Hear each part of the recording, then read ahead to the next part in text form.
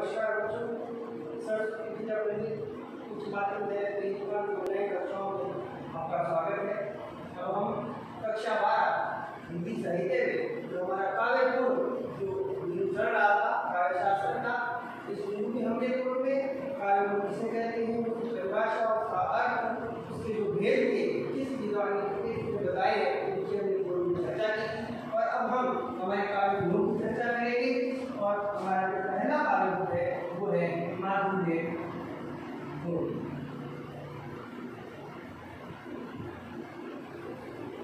बच्चों, माधुर्य गुण का सबसे पहले हम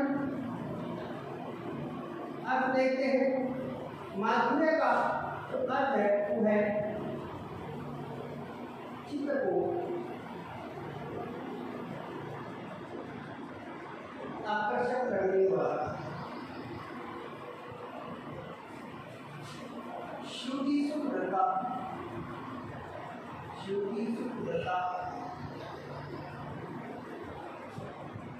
भावमयता,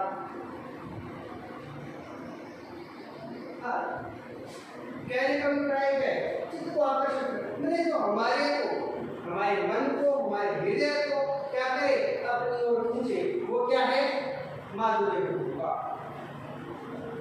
श्रुति जो सुनने में हमें क्या करे सुख प्रदान करे, सुख देने वाला, भाव में का जो हमें भावों से भर दे, वो क्या होता है माधुर्य होता है, वो मधुर होता है, वो श्रेष्ठ होता है। अब हम बात करते हैं इसकी परिभाषा की। परिभाषा है जिस रचना को पढ़कर या सुनकर हृदय द्रवित हो जाए, जिस रचना को पढ़कर या सुनकर हृदय द्रवित हो जाए उसे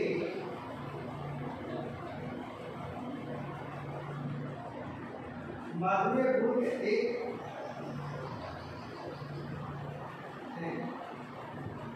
ये परिभाषा की कोई रचना हमने पढ़ी है या सुनी है, उस रचना को सुनते क्या हो जाए द्रवित मैंने पिघल जाए, हमारा हृदय उस भाव में क्या हो जाए बह जाए, वो रचना होगी, होगी माधुर्य गुण से युक्त होगी।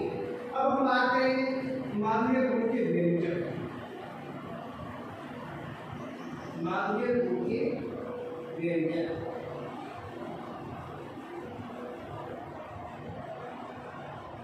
तो व्यंजन शब्द का मतलब यहाँ पर है कि माधुर्य गुण से जो रचना होगी वह रचना जो है उसके लक्षण क्या है।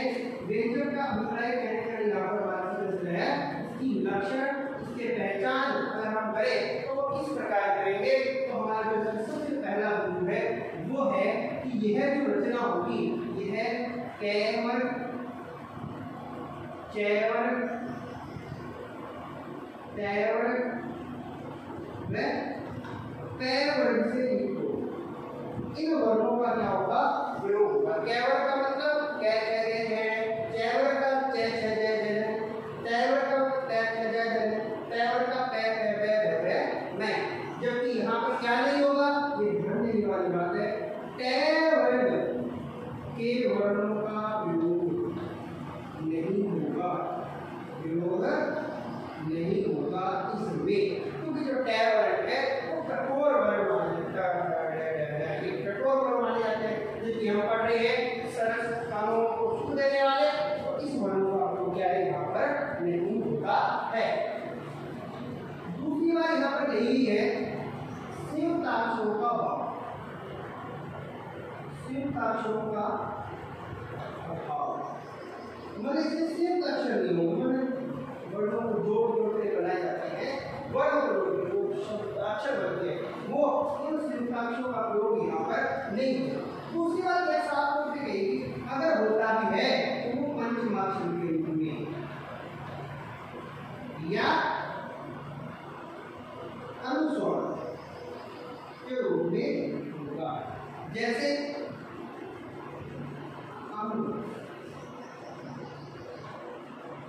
अंग नंदन चंचल। ये पंचनाशिक के उपयोग में, क्योंकि अंक को हम इस प्रकार भी लिख सकते हैं, अंक को इस प्रकार, अंक को इस प्रकार, नंदन को इस प्रकार और चंचल को इस प्रकार। ये पंचनाशिक के उपयोग में, इसलिए इन वर्णों का प्रयोग होता है वो किस रूप में होगा, अनुस्वार के रूप में प्रयोग होगा। तीसरी बात यहाँ पर कही है वो है समास की अल्पता।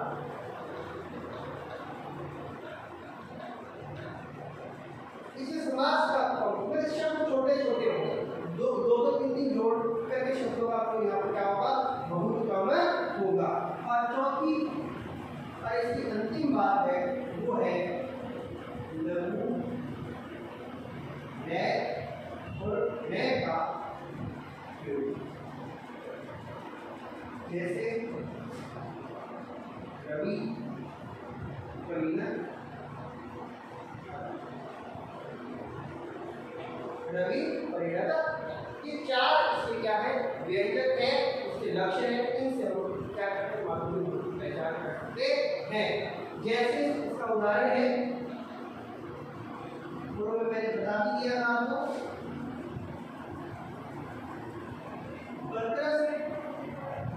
लालच, लालची, मुरली घड़ी काय, सोन करे,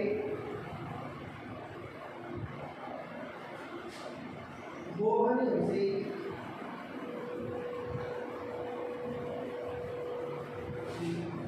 देव करे होता है।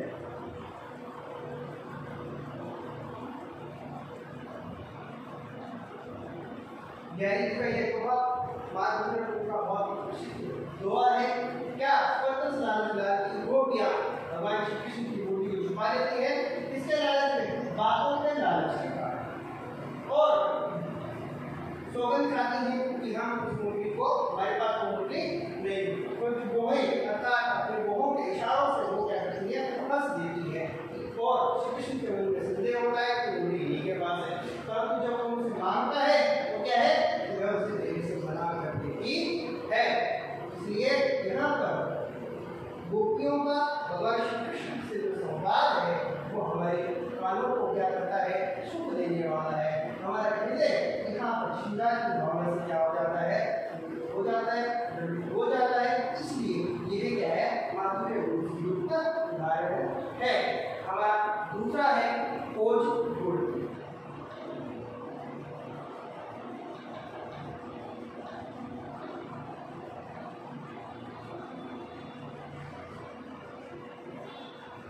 दूसरा गुण है हमारा ओज गुण। ओज शब्द का अर्थ जो है वो है तेज, प्रताप, दीप्ति, जोश, आवेग।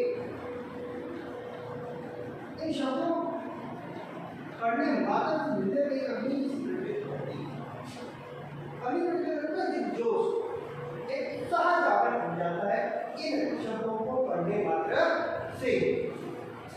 इसकी परिभाषा है,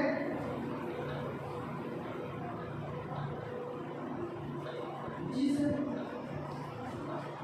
रचना को पढ़कर या सुनकर, इस रचना को पढ़कर या सुनकर हृदय में दीप्ति उत्पन्न हो जाए,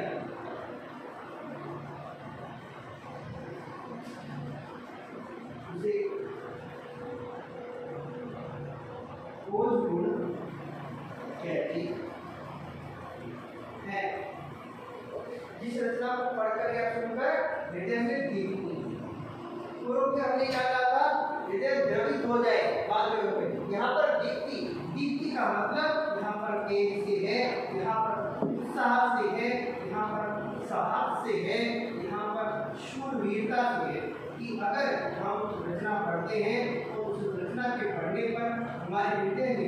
प्रभावों का क्या हो जाए, उत्पन्न हो जाए, वह ओज गुण युक्त रचना होगी। ओज गुण के व्यंजक देखते हैं।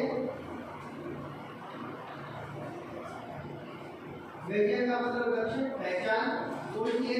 सबसे पहला और जो है वो है इसमें टैग वर्णों की अधिकता। टैग वर्णों की अधिकता ये क्यों कही है? क्योंकि ये कठोर वर्ण है और इन कठोर वर्णों के कारण ही जो यह रचना है ये हमें क्या करती है कि ये वर्ण। दूसरी बात इसमें है संयुक्त अक्षरों का प्रयोग। इसमें जो संयुक्त अक्षर होते हैं उनका क्या किया जाता है, प्रयोग किया जाता है। कठोर शब्द बनाने के लिए अक्षरों को जोड़ा जाता है। और तीसरा है समास की बहुलता।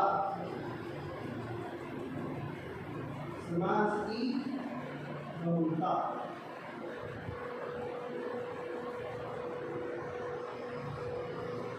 समास की बहुलता क्योंकि अक्षरों को जोड़ने के तो संयुक्त अक्षर बन जाएंगे, परंतु शब्दों को भी जोड़ा जाता है ताकि कठोर शब्दों की कठिनाई आए।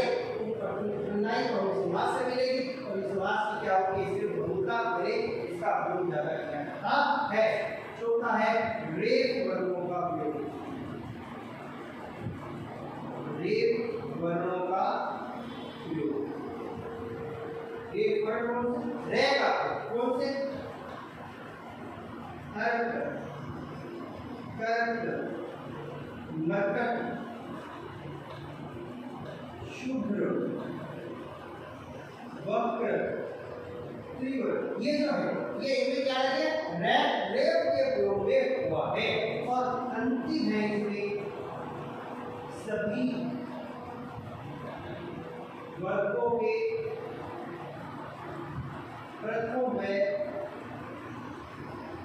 द्वितीय वर्ण का संयोग।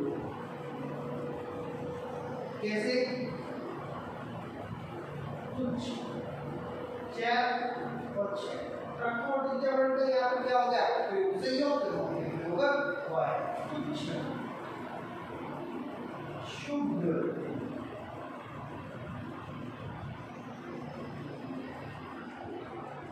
लब्ध आदि शब्द से प्रयोग किए जाते हैं। अब हम इसके उदाहरण की बात कर लेते हैं।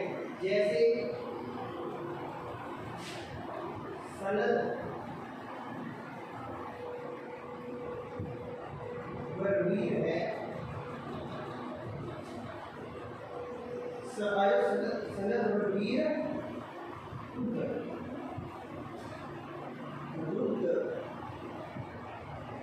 बुद्धि, हवे, रहे, विरुद्ध, तलवार है।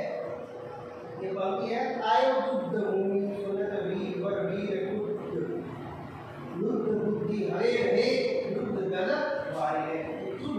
क्या कहा, युद्ध भूमि में आए हैं। और सनद सना हुआ किससे, बुद्धि मैंने पूछते थे, वर की मैंने वीर पुरुष, रुद्ध बुद्धि, उसकी बुद्धि भी क्या है, लोभ रस से भरी हुई है। हवे वो रखा है, विरुद्ध दल वारे, विरुद्ध को मेरे जो विपक्षी है उसके दल को वारे में वारता है, अर्थात मारता है, उनको वार करता है, प्रहार करता है।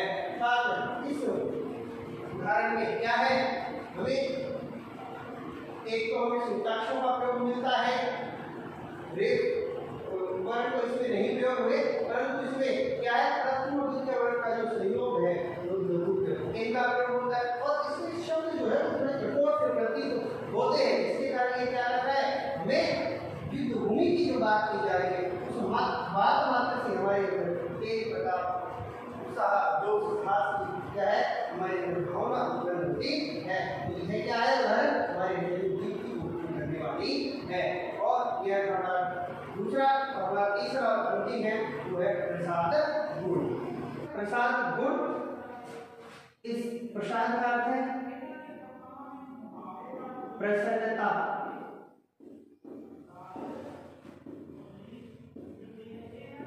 जाना या विकसित होना। प्रसन्नता माने प्रसन्न होना किसी रचना को पढ़कर, या हमारा हृदय खिल जाए, किसी मतलब हमारे हृदय में विकास हो जाए। इस प्रकार कुछ रचना को पढ़ते हृदय में प्रसन्नता का विकास हो, हृदय खिल जाए, तो वह रचना क्या होगी? प्रसाद गुण से युक्त होगी। इसकी परिभाषा है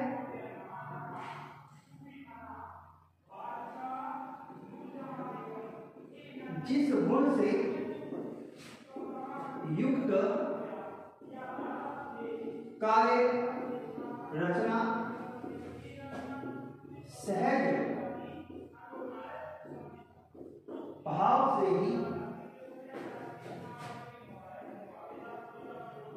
हृदय में व्याप्त हो, उसे प्रसाद गुण कहते हैं। उसे प्रसाद गुण कहते हैं। बड़ी सरल बात कही, जिस गुण से मैंने ऐसी रचना जिसमें जो गुण हो, क्या कैसा गुण कहते हैं उस रचना में, क्या वो सहज भाव, ऐसी गुण से एक रचना हो जो कि सहज मैंने जिसके लिए हमें किसी प्रकार का प्रयास नहीं करना पड़े। माध्यमिक के लिए हमें उसको समझना पड़ता है, और उसके लिए उसको समझने के लिए हमें क्या करनी पड़ती है? बुद्धि का इस्तेमाल करना पड़ता है। परंतु यहाँ पर कहा गया है कि उस रचना से युक्त जो है वो जो रचना है जिस गुण से है वो सहज भाव में क्या हो जाए? हृदय में व्यापक हो जाए, मैंने हृदय में समा जाए। हमें उसके लिए मेहनत नहीं करनी पड़े, तुरंत समझ आ जाए, उसके भावों को हम ग्रहण कर ले, और इसके व्यंजक नहीं है। क्यों नहीं है? क्योंकि यह सहज है। इसके व्यंजकों की अगर मैं विशेषताओं में बात करूं तो पहली है स्पष्टता होती है। क्या होती है? रचना में स्पष्ट होती है बिल्कुल। दूसरी होती है स्वच्छता, मतलब तुरंत समझ आ जाए। हमने जब वेदों का वर्गीकरण कर रहे थे उस दौरान मंमट की ने जो हमें प्रसाद गुण की बात कही थी, शुष्केन्द्रवा निमित्त और स्वच्छ जलवत्त और सहसेय, क्या कि सूखे ईंधन में जिस प्रकार अग्नि व्याप्त होती है, जैसे स्वच्छ वस्त्र में क्या है? जल व्याप्त हो जाता है, जो अनायास ही सहज क्या हो जाए? व्याप्त हो जाए, जिसके लिए कुछ मेहनत करने की आवश्यकता नहीं होती। उसी प्रकार क्या है? यह जो प्रसाद गुण से युक्त जो रचना होगी वह चित्त में, रस में और रचना में दो के तुरंत व्याप्त हो जाती है। तो हमें क्या ध्यान देना है? यह रचना स्पष्टता होगी, स्वच्छता से युक्त होगी। यह जो रचना है, अगर मैं कहूं ये सभी रसों में हमें मिलेगी, सभी रसों में हमें मिल जाएगी। इसमें किसी एक विशेष रस की यहाँ पर बात नहीं की। जैसे हम उसकी उदाहरण की बात करते हैं, उदाहरण है कुछ भी बन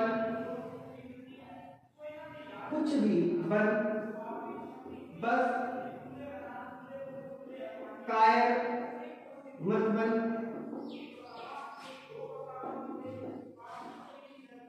ठोकर मार पटक मत माथा, पटक मत माथा,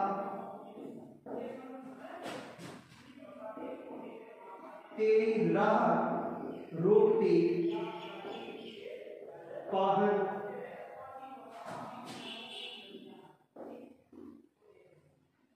कुछ भी बन बस कायर मत,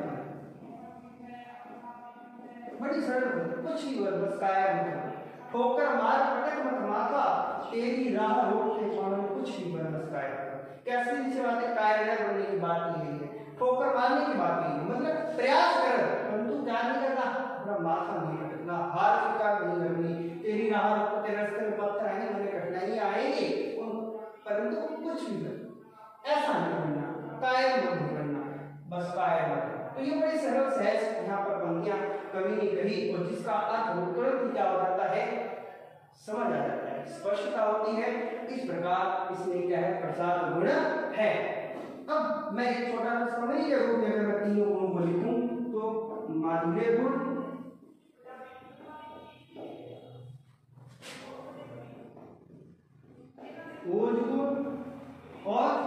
दूसरा है प्रसाद। एक समरी के रूप में अगर मैं लिखूं तो ये कहूं माधुर्य गुण में हमारे क्या होती है, द्रुति या कहे द्रवित करने की क्षमता होती है। द्रवित करना, ये हृदय को क्या कर देती है, द्रवित कर देती है। ये हृदय में क्या करती है, दीप्ति उत्पन्न करती है। प्रसाद गुण से हृदय क्या हो जाता है, सहज भाव से व्याप्त।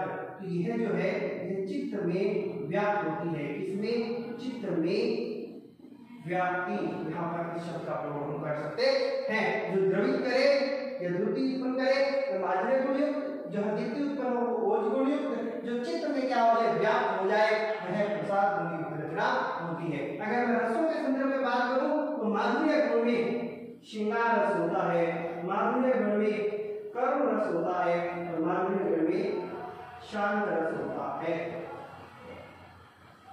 ये क्या है, इसमें 3 रस ये व्याप्त है। जबकि ओज गुण की हम बात करें तो ओज गुण में वीर रस होता है, रोध रस होता है, भयानक रस होता है और विभत्स रस होता है। जबकि प्रसाद गुण सभी रसों में समान रूप से व्याप्त होता है। सभी रसों में क्या है, ये विद्यमान रहता है। इसी प्रकार यह गुणों, तीनों गुणों का सारांश है। माधुर्य गुण द्रुति उत्पन्न करे या द्रवित करे, श्रृंगार गुण शांत रसों में व्याप्त है, ओज गुण दीप्ति उत्पन्न करती है, वीर रौद्र भयानक विभत्स रसों में व्याप्त रहती है, प्रसाद गुण चित्त में व्याप्ति होती है, चित्त में व्याप्त रहता है, तो सभी रसों में विद्यमान है। इस प्रकार ये जो हमारा काव्य गुण जो दूसरा बिंदु था वो क्या है, पूर्ण होता है। और काव्य गुणों के बारे में आपने जाना और समझा, उसको बार-बार अभ्यास करते रहे और बड़े ही सरल यह बिंदु था जिसको हमने 2 भाग में किया। प्रथम भाग में हमने काव्य गुण के अर्थ परिभाषाएं देखी, वेदों का वर्गीकरण देखा और अब हमने काव्य गुणों तीनों का विवेचन कर लिया है। इस प्रकार आज की